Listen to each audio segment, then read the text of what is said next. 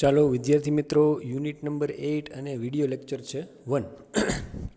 તમારે તમારી supplementary book ડોલ્ફિનની અંદર પેજ નંબર 33 ઓપન કરવાનું છે અને સાથે સાથે પેન અથવા પેન્સિલ પણ રેડી રાખવાની છે, જેથી કરીને તમે ડિફિકલ્ટ મિનિંગના જે ગુજરાતી અર્થ છે, શબ્દોના જે ગુજરાતી મિનિંગ છે, એ તમે શબ્દની કે ઉપર નીચેની જગ્યામાં તમે લખતા રહેજો. સાથે સાથે લખ્યા બાદ એ ડિફિકલ્ટ વર્ડ્સ પાકા પણ કરવાના છે અને હોમવર્કમાં લખવાના પણ છે. ચાલો, તો હવે આપણે જોઈએ યુનિટ નંબર 8, જેનું નામ છે don't waste time in translation. મતલબ કે ટ્રાન્સલેશનની અંદર સમય ન બગાડો, ભાષાંતર કરવાની અંદર સમય ન બગાડો. બરાબર? તો ચાલો આપણે શરૂ કરીએ કે આ પ્રકારનું ટાઇટલ આમાં શું કામ આપેલું છે અને શા માટે લેખક આપણને ભાષાંતર કરવાની અંદર સમય બગાડવાની ના પાડી રહ્યા છે.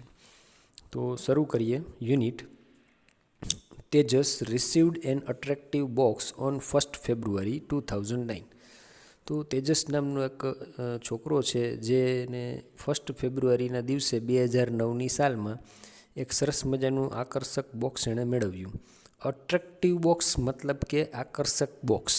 રિસીવ કરવું એટલે મેળવવું. અહીં ભૂતકાળ છે એટલે રિસીવ્ડ લખેલું છે. ત્યારબાદ આગળ જોઈએ. હી put his signature on a paper. પછી એણે કાગળ ઉપર પોતાના સિગ્નેચર કર્યા. પુટ એટલે આમ તો મૂકવું થાય, રાખવું થાય, પણ અહીંયા સિગ્નેચરની બાબત છે એટલે સિગ્નેચર મૂક્યા એવું ન કહી શકાય, સિગ્નેચર કર્યા એમ આપણે સમજવું પડે.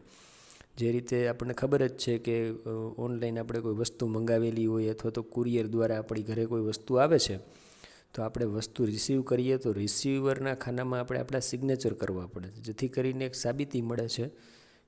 જે મોકલનાર કંપની છે અને જે મોકલનાર કુરિયર પેઢી છે એને એક સાબિતી મળે છે કે આ વસ્તુ છે એ આ વ્યક્તિ સુધી પહોંચી ગઈ છે. એટલા માટે તેજસે વસ્તુ રિસીવ કરી, એક સરસ મજાનું બોક્સ રિસીવ કર્યું અને પછી એણે જે કુરિયરનો માણસ જે કાગળ આપે છે એમાં સિગ્નેચર કરી દીધા. The postman gave the box to Tejas. અને ત્યારબાદ જે પોસ્ટમેન છે, જે લઈ આવનાર માણસ હતો બોક્સ, એ બોક્સ છે એ તેજસને આપે છે. He took the box in his room and placed it on the table. પછી તેજસ છે એ બોક્સને પોતાના રૂમમાં લઈ ગયો. ટેક એટલે લઈ જવું અને ટુક એટલે કે લઈ ગયો, ટેકનું ભૂતકાળ. અને ત્યારબાદ એ આ બોક્સ છે એ ટેબલ ઉપર રાખે છે. પ્લેસ એટલે આમ તો જગ્યા થાય. જો નાઉન તરીકે પ્લેસ શબ્દ આવે તો પ્લેસનો મતલબ થાય સ્થળ અથવા જગ્યા, પણ વર્બ તરીકે જો આ વસ્તુ લેવામાં આવે તો પ્લેસનો મતલબ થાય મૂકવું અથવા તો રાખવું.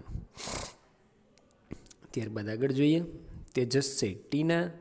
તેજસ છે એની સિસ્ટરને બોલાવે છે, ટીના, કમ હિયર. હકીકતે એનું નામ, પૂરું નામ તનુજા છે, પણ એનું હુલામણું નામ શું છે, લાડથી એને ટીના કહેવામાં આવે છે. ટીના કમ હિયર, ટીના અહીં આવો. સી ધીસ બોક્સ, આ બોક્સને તું જો. The postman give it to me, પોસ્ટમેને એ મને આપ્યું છે.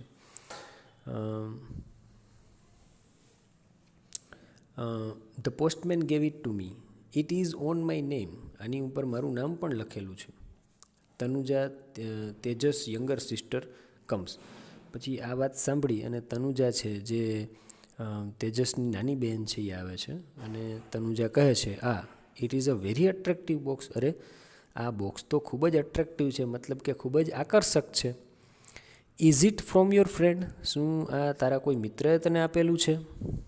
Tejas said, let's find out, ચાલો એ જોઈએ કોના તરફથી આ બોક્સ આવેલું છે, એ તો મને પણ ખબર નથી, હવે ચેક કરીએ. They red the address. પછી એ લોકો જે મોકલનારનું એડ્રેસ એની ઉપર જે ચોંટાડેલું હોય બોક્સ ઉપર એને વાંચે છે. રીડ એટલે વાંચવું અને ભૂતકાળમાં બોલાશે રેડ. જોકે તમને ખ્યાલ જ હશે, અગાઉ આપણે વાત થઈ ગયેલી છે કે રીડ શબ્દ છે એ ત્રણેય કાળની અંદર એના સ્પેલિંગ સરખા હોય છે. મૂળ રૂપમાં રીડનો સ્પેલિંગ RED છે. ભૂતકાળની અંદર પણ રીડનો સ્પેલિંગ RED જ છે, પણ બોલવાનું છે શું, આને રેડ બોલવું પડે. એ જ રીતે ભૂતકૃદંત વર્બનું જે ત્રીજું સ્વરૂપ છે, જેને આપણે V3 તરીકે ઓળખીએ છીએ, એની અંદર પણ રીડનો સ્પેલિંગ તો આવો જ રહે છે, પણ બોલવાનું શું થાય આપણે, રેડ. તો તેઓએ address, they red the address, મતલબ કે તેઓએ સરનામું વાંચ્યું. ઇટ ઇઝ ફ્રોમ શ્યામ કાકા. એડ્રેસ વાંચવાથી છોકરાઓને ખ્યાલ આવ્યો કે આ જે બોક્સ છે એ આપણા કોઈ ફ્રેન્ડે મોકલેલું નથી, પણ આપણા કોઈ રિલેટિવ જેનું નામ શ્યામ કાકા છે એણે છોકરાઓને આ બોક્સ મોકલાવેલું છે. તો ચાલો હવે બોક્સ ખોલીને ચેક કરવામાં આવશે કે અંદર શું છે એ જોઈએ આપણે. Tanuja said, there must be something wonderful in it. આ બોક્સની અંદર કંઈક અદ્ભુત વસ્તુ હોવી જોઈએ. વન્ડરફુલ એટલે કે અદ્ભુત, અને સમથિંગ મતલબ કંઈક. લેટ્સ ઓપન ઇટ, ચાલો આપણે એને ખોલીએ. જ્યારે કોઈ પણ કામ છે એ સાથે મળીને કરવાનું હોય ત્યારે લેટ્સનો ઉપયોગ થાય. લેટ્સ ગો, ચાલો જઈએ. લેટ્સ રીડ ધ સ્ટોરી, ચાલો વાર્તા વાંચીએ. લેટ્સ લાઇટ ધ લેમ્પ્સ, ચાલો દીવાઓ પ્રગટાવીએ. આ રીતે કોઈ પણ કામ છે, કોઈ પણ સેન્ટેન્સ બોલતા પહેલાં જો આપણે ચાલો શબ્દ એમ બોલવું પડે તો ઇંગ્લિશની અંદર એની શરૂઆત છે એ લેટ્સથી કરવાની થાય. ત્યારબાદ Tejas tax out a knife from the drawer. પછી બોક્સને ખોલવા માટે તેજસ છે એ ડ્રોવરમાંથી નાઇફ એટલે કે છરીને લાવે છે. And carefully opens the box, અને બહુ કાળજીથી બોક્સને ખોલે છે. There is a small machine in the box. હવે મશીન, એક બોક્સ છે જે ખોલવામાં આવે છે તો ખબર પડે છે અંદર એક નાનકડું મશીન મતલબ કે યંત્ર નીકળે છે. હી ટેક્સ ધ મશીન આઉટ, પછી એ લોકો સાથે મળી એ મશીનને બહાર કાઢે છે. Tejas said look it is a machine. પછી તેજસ કહે છે, બહાર આવે છે મશીન એટલે તેજસ કહે છે એની નાની બહેનને કે જો આ તો એક મશીન છે, યંત્ર છે. તો ચાલો આજના વિડીયો લેક્ચરમાં આપણે અહીં સુધીની સ્ટોરી જોઈ. હવે આ છોકરાઓની પાસે એક યંત્ર આવી ગયું છે, એક મશીન આવી ગયું છે, પણ આ મશીન જે છે, આ યંત્ર જે છે એ કઈ કામગીરી માટે વાપરવામાં આવશે અને એનો જે ઉપયોગ છે એ આ છોકરાઓને બરાબર રીતે આવડશે કે કેમ, એ બધી જ બાબતો આપણે હવે પછીના વિડીયો લેક્ચરમાં કવર કરશું.